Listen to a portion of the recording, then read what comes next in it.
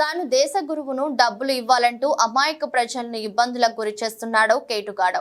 మహబూబాబాద్ జిల్లా నరసింహులపేట మండలంలోని జయపురం గ్రామంలో గుర్రంపై స్వారీ చేస్తూ పూజల పేరుతో వసూళ్లకు పాల్పడుతున్నాడు. విచిత్రమైన వేషధారణ, గుర్రంపై స్వారీ చేస్తూ గ్రామాల్లో సంచరిస్తున్నాడు. డప్పు చాటింపు వేయించి మరీ ఇంటింటికి తిరుగుతూ పూజల పేరుతో ప్రజలను భయభ్రాంతులకు గురి చేస్తున్నారు. పెద్ద మొత్తంలో ప్రజల నుంచి డబ్బులు వసూలు చేస్తున్నాడు.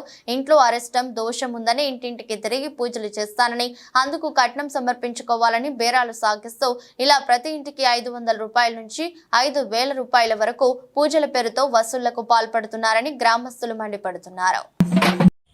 మహబూబాబాద్ జిల్లా నరసింహులపేట మండలం జయపురం గ్రామ పంచాయతీ పరిధిలో దొంగ బాబా అని పేరు చెప్పుకుంటూ చలాయిస్తూ దేశ గురువుగా మా గ్రామ పంచాయతీలో తిష్ట వేసినాడు.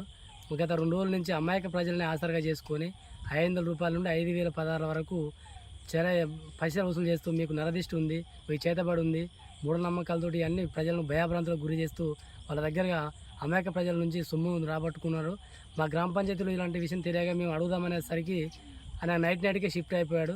దీని పరిధి పట్ల గ్రామ పంచాయతీ పరిధిలో ఉన్నటువంటి ప్రజలను భయాభ్రాంతకు గురి చేసి మోసాలకు గురి చేసినటువంటి దొంగ బాబాను చట్టరీత్యా చర్యలు తీసుకొని పోలీసు వారు వారి కఠిన శిక్షగా విధించి అమాయక ప్రజల నుంచి తీసుకున్నటువంటి పైసల్ని వారికి ఇప్పించాల్సిందిగా కోరుతున్నాము.